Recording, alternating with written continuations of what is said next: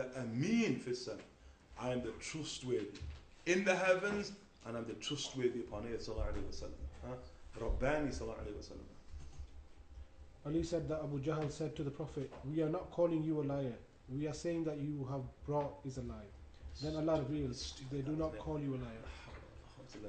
Abu Jahl, لا نكذبك. We don't deny you. We don't consider you to be a liar. We don't deny you. ولكن نكذب بما جئت به. But we just deny whatever you came with. Yeah.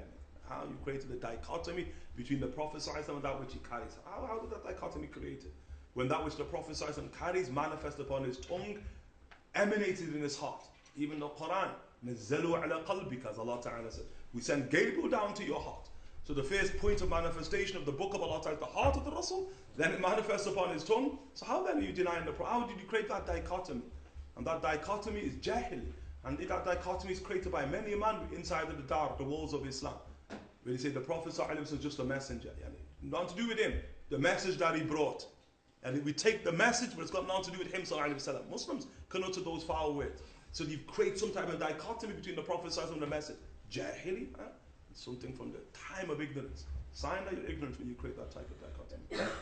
And Allah Ta'ala thereby says, Allah Ta'ala reveals to the heart of the Rasul, فَإِنَّهُمْ لَا يُكَذِّبُونَكَ.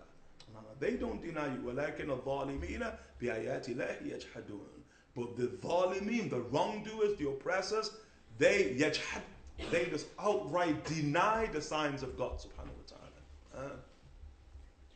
Another person related that Abu Jahl said, "We do not call you a liar, and you are not someone who is called a liar among us."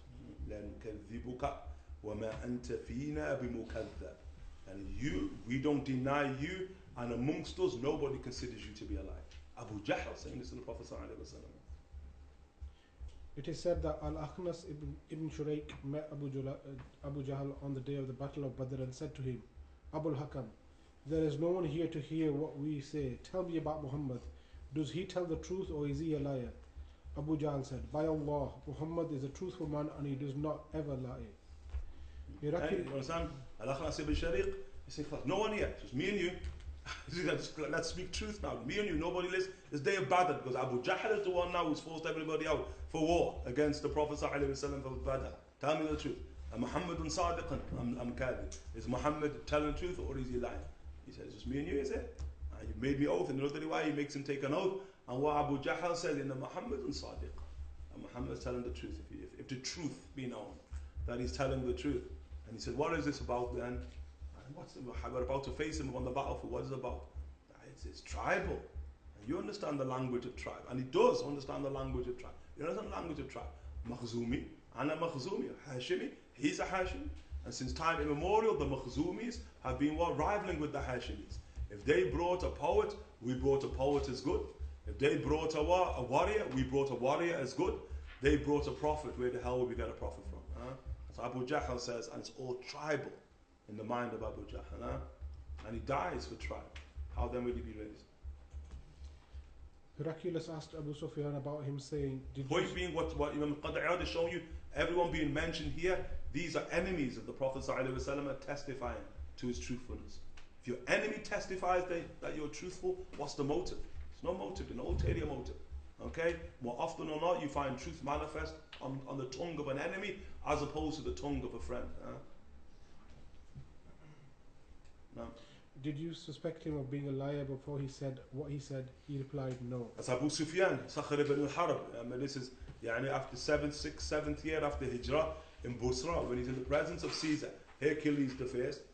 تتهمونه بالكذب قبل أن يقول ما قال. And before he said what he said, Caesar asks, did you ever consider this man to be a liar? Or not even did you consider him to be a liar, did you ever accuse him of lying? Was he ever even accused of having lied? Abu Sufyan at that point says no. And he's a disbeliever. And he's an Imam al-Kufr, an Imam al-Kufr. He's a leader of Quraysh al-Kufr at that point in time when he utters those words. Abu Sufyan.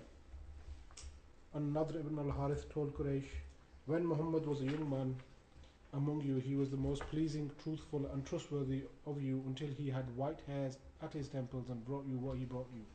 Then you said, a magician. No, by Allah, he's not a magician. He's not that. That's whom? Then Nadr ibn al-Harith. Foul, likewise Nadr ibn al-Harith. Foul. That is in the state of Kufr, Nadr ibn al-Harith.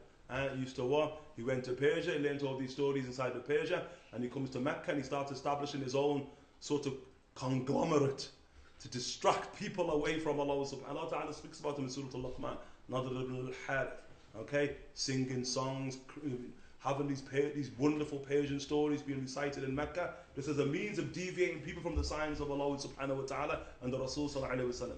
He even has women. He has women who will sort of sing these songs, give out free alcohol, so it's a big party, just so that people won't go and listen to the Prophet sallallahu alayhi wa sallam. That man, and here, Nadr ibn al-Harith li Quraysh. He's speaking to Quraysh. That Muhammad sallallahu alayhi wa sallam was, and he's a young man from amongst you, meaning he grew up in our midst. He's not a stranger to us. Ardakum fikum. He was the most pleasing. Nobody, we were content with nobody like we were content with him. Asdaqakum haditha. There was nobody more truthful than he. Is that not right? وَأَعْظَمَهُمْ أَمَانًا. Nobody greater in trust than him. Sallallahu alayhi wa sallam. حَتَّى إِذَا رَأَيْتُمْ فِي صُدْغَيْهِ شَيْءٍ. Until you see greyness in his locks. Not that he had grey.